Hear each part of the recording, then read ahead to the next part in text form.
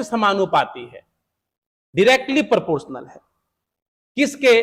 तो कहता है कि डिब्बों की संख्या के वर्गमूल के, मतलब जितना डब्बा आप लगाओगे उसके वर्गमूल के क्या है वो प्रत्यक्ष समानुपाती है। ये हो गया इसका दिया हुआ वेरिएशन, ये दिया हुआ है आपको।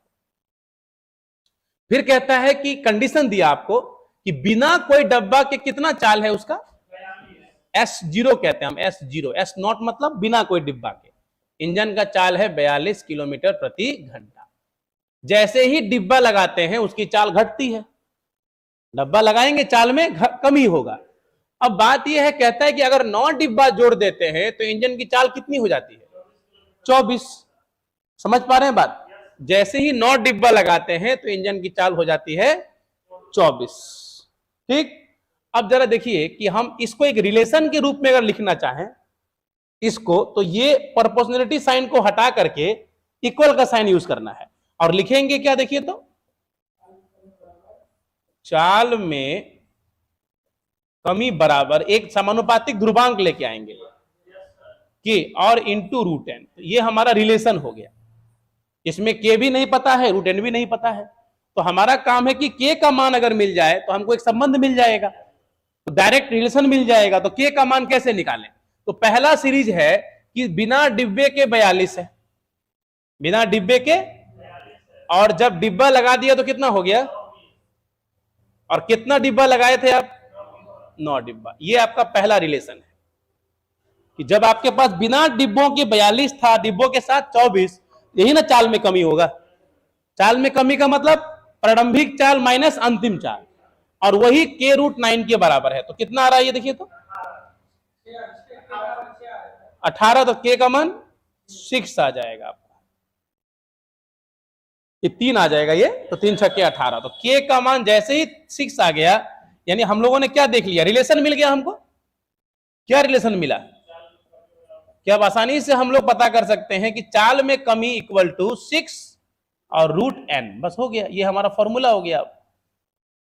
कई बार उतना ही पूछता है आपसे, के का मान आया ना 6, तो यही फॉर्मूला है। कई बार इतने पूछ देगा कि चाल में कमी से डब्बा का क्या रिलेशन है, हो गया, बात खत्म। बिल्कुल। अब लेकिन सवाल आगे है कि इंजन द्वारा अधिकतम कितने डिब्बों को खींचा जा सकता है। तो अधिकतम खींचने के लिए मतलब कि रुके नहीं वो, आप डिब्बा लगाते जाओ, कब तक, जब तक कि ट्रेन रुक ना जाए। तो हम लोग ये मान लेते हैं कि मान लो कि चाल में कमी अधिकतम 42 की हो जाए, पहले 42 था, अंत में 0 हो जाए, हम मान लेते हैं ऐसा कि मैक्सिमम कितना घट सकता है चाल, 42। लेकिन 42 हुआ मतलब अंतिम वेग 0 हो गया, अंतिम उसका गति जो है वो 0 हो गया। तो उस समय कितना डिब्बा लगा होगा, हम ये पता कर रहे हैं कि कितना डिब्बा लगा देंगे तो चाल 0 हो जाएगा। तो जरा पता कीजिए तो अधिकतम कमी क्या होगा, 42 माइनस 0 और बराबर में 6 रूट एन। ठीक, तो ये होगा 42 और 6 रूट एन, यानी कि एन बराबर 49।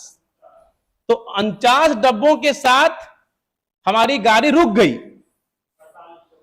49 डिब्बों के साथ तो गाड़ी रुक गई ना, लेकिन बोला नहीं रुकना नहीं चाहिए, चलते रहना है।